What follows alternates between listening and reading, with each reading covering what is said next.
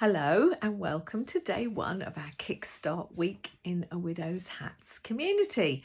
I'm Julie Foster, thought leader, life coach, speaker, author, all of those things, but I'm me, right? I'm here because I'm a widow too, just like you.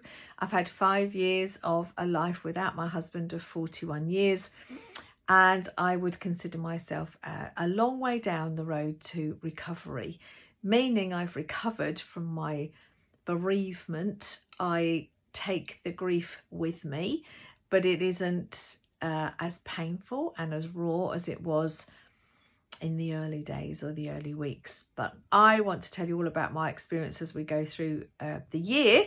I had a year of saying yes, and it started with a week similar to this really, which is what led me to think it would be a good thing for us to do in our community, which was to kickstart my life.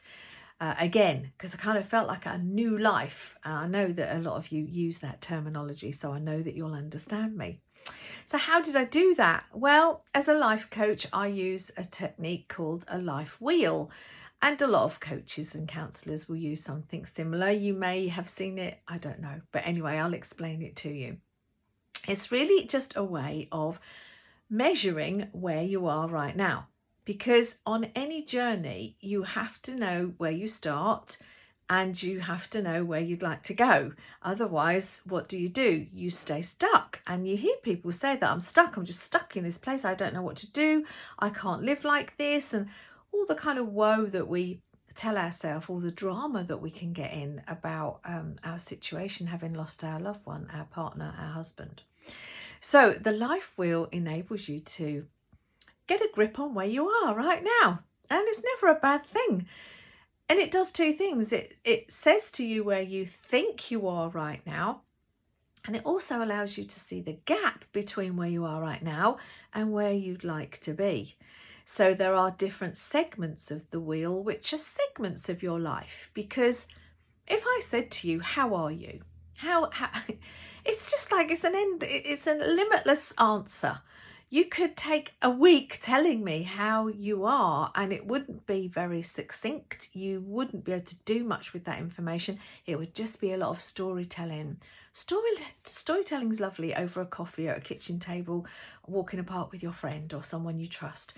But that isn't necessarily going to change your life or inform you on what you'd like to do. So what we need to do here is segment the life off. So we could take one example would be health. So if you gave yourself a mark or a score on the wheel of how happy you are, how satisfied you are at this moment in time today, when you fill it in, about your general health. So I have a health condition, for example, I'll give you my example, that I would make me maybe give myself a very low mark, like a 2 or a 3 out of 10, because I'm not wholly happy that I have this health condition.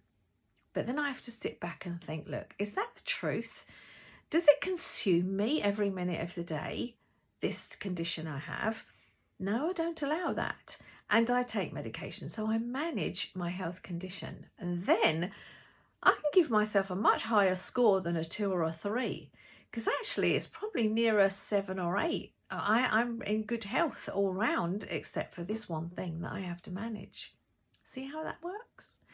So when you get to the part of the circle that says romance partner, I'm guessing, well, no, I'm not going to guess. I'm not going to guess at all. Why would I do that? But just be mindful of the mark that you give yourself. How are you really doing? How are you really doing? How do you feel every day? And give yourself an honest mark. And the second part of the exercise today is to think, okay, if I don't like where I am, if I'm not very satisfied with where I am, and I want to be a little bit better, what could I do in each area of that segment of my life that would improve things a bit? And there'll be some areas that are easier and some that are harder to think about. But that's the exercise today. You would have had an email with a worksheet in if you signed up, which I've been kind of inviting you to do all of last week. If you didn't do that, then please go in and find the button. I might actually put it in the comments below here so that you can sign up and definitely get the worksheet, because I need your email and I need your consent to send you the stuff. So if you want it and you haven't signed up, please do. If you have signed up, look in your email box about 10 o'clock UK time and it will be there waiting for you. Rest of the day today, I'm going to post something so you can tell me what you thought about the exercise.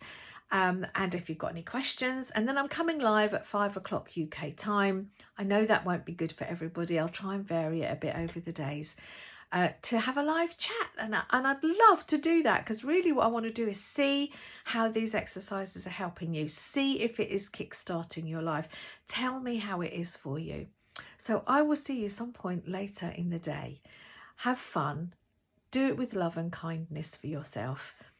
And let's kickstart your life into something where you can really value and treasure it, because it's your precious life. Okay, that's me signing off for today, day 1 in the Kickstart week.